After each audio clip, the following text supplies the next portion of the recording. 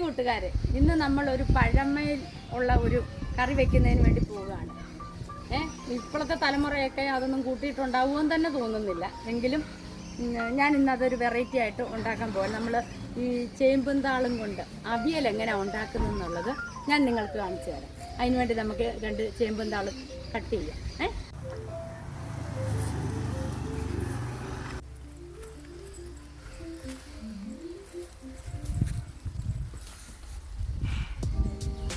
അപ്പോൾ ഞാൻ കണ്ടോ, ഞാൻ അധികം മൂക്കാത്ത ചേമ്പും താള് മുറിച്ചെടുത്തിട്ടുണ്ട്. ഇനി നമുക്കിത് കഴുകി വൃത്തിയാക്കി നമുക്ക് അവിയൽ എങ്ങനെ വെക്കുന്നതെന്ന് ഞാൻ നിങ്ങളെ കാണിച്ചു തരാം. ഈ ചേമ്പും താള് മുറിക്കുന്ന കഥ പറഞ്ഞപ്പോഴേ ഞങ്ങളുടെ കൊച്ചു പറയാം ചേമ്പ് എന്തവാന്ന്. അതാണ് ഇന്നത്തെ തലമുറ.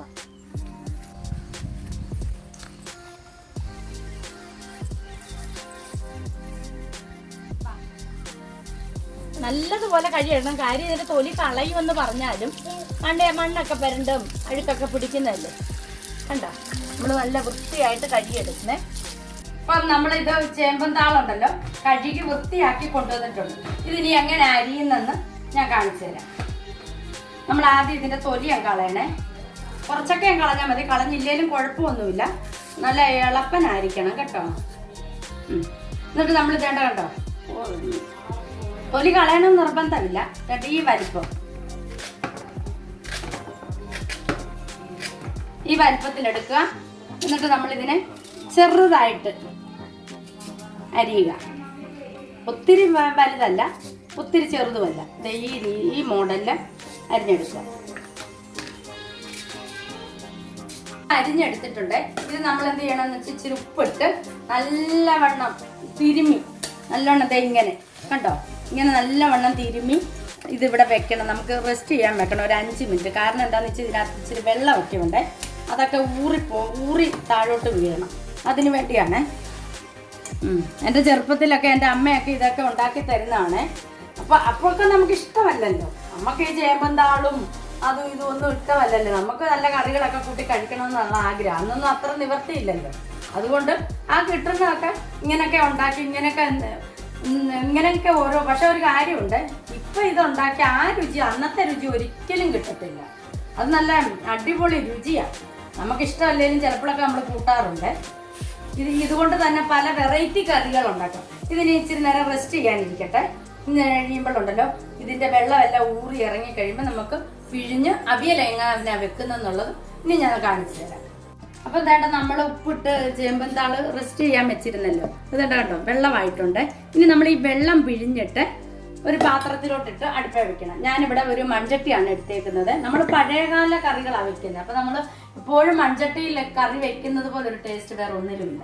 അപ്പം നമുക്ക് അതിന് വേണ്ടി ഉണ്ടല്ലോ, ഇത് നല്ലവണ്ണം പിഴിയണം. ഇതെണ്ണ കണ്ടോ, വെള്ളം പോകുന്ന കാണാമല്ലോ. കണ്ടോ, ശരിക്കും പിഴിയണേ. പിഴിഞ്ഞ് നമ്മൾ ഇതിനകത്തോട്ട് ഇടണം.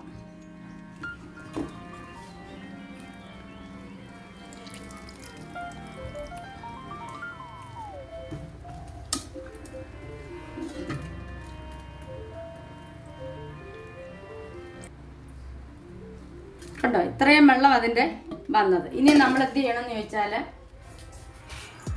കണ്ടോ, ഇതിലേക്ക് നമ്മൾ എന്ത് ചെയ്യണമെന്ന് വെച്ചാൽ കുറച്ച് എണ്ണയാണ്, വെളിച്ചെണ്ണയാണ് ഒഴിച്ചു കൊടുക്കുന്നത്. കുറച്ച് എണ്ണ ഒഴിച്ച് വെച്ചാൽ മതി കേട്ടോ. എണ്ണ ഒഴിക്കുക, ഒരു ലേശം മഞ്ഞൾപ്പൊടി ഇടുക. നമ്മൾ അരപ്പിന് ഒരു ശകലം മഞ്ഞൾപ്പൊടി ഇടുക, അല്ലെങ്കിൽ ഉണ്ടല്ലോ വെളുത്തിരിക്കും അരപ്പ്. ഇത്ര ഇട്ട് ഇളക്കി. നമ്മൾ വെള്ളമൊന്നും ഇതിലൊഴിക്കത്തില്ലേ, വെള്ളമൊന്നും ഒഴിക്കത്തില്ല. ഇനി ഇത് നമുക്ക് ഗ്യാസിലോട്ട് വെക്കാം.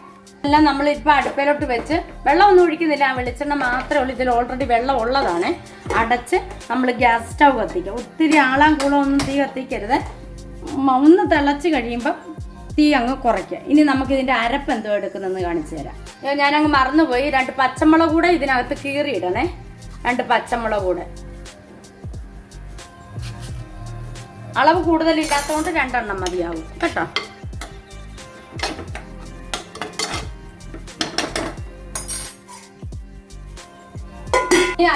അതിന് ചേർക്കേണ്ട അരപ്പ് എന്തൊക്കെയാണെന്ന് നോക്കാം. ഞാനിവിടെ കുറച്ച് തേങ്ങ തിരുമ്മി എടുത്തിട്ടുണ്ട്. ഒരു നുള്ള് ജീരകം കണ്ടോ, ഒരു പച്ചമുളക്, ഒരു പൊടിക്ക് മഞ്ഞപ്പൊടി. നമ്മൾ ഈ മഞ്ഞപ്പൊടി ഇടാതെ അരപ്പരച്ചുണ്ടല്ലോ അത് വെളുത്തിരിക്കും തേങ്ങ, അത് വൃത്തിയില്ല.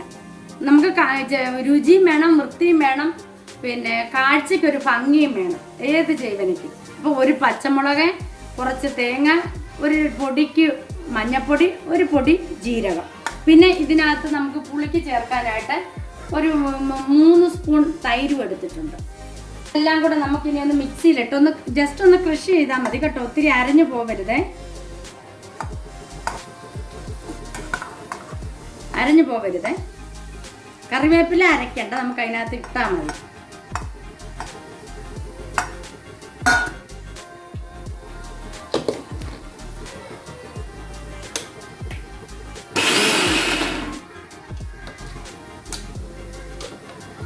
അപ്പോൾ ദണ്ട മിക്സിയിലിട്ട് ദണ്ട കണ്ടോ ഒന്ന് ക്രഷ് ചെയ്തെടുത്തിട്ടുണ്ട്. ഇങ്ങനെയാകാവും കേട്ടോ, ഒത്തിരി അരഞ്ഞു പോകരുത്.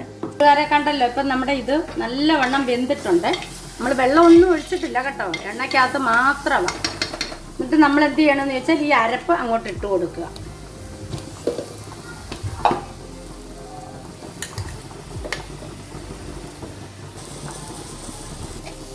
അപ്പം നമ്മൾ അരപ്പിട്ട് കൊടുത്തിട്ടുണ്ട്.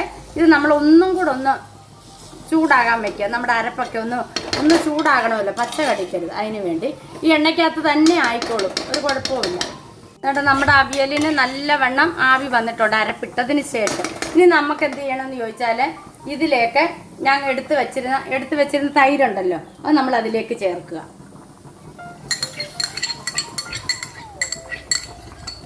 നമ്മളിതിനകത്ത് വേറെ ഒന്നും ചേർക്കുന്നില്ല കേട്ടോ.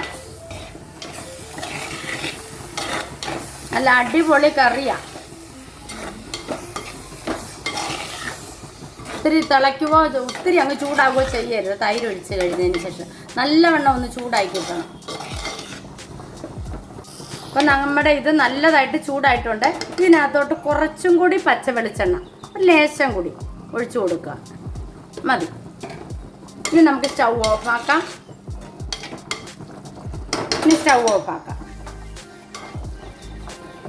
അപ്പം നമ്മുടെ ചേമ്പുംതാൾ അവിയൽ ഇവിടെ റെഡി ആയിട്ടുണ്ട്.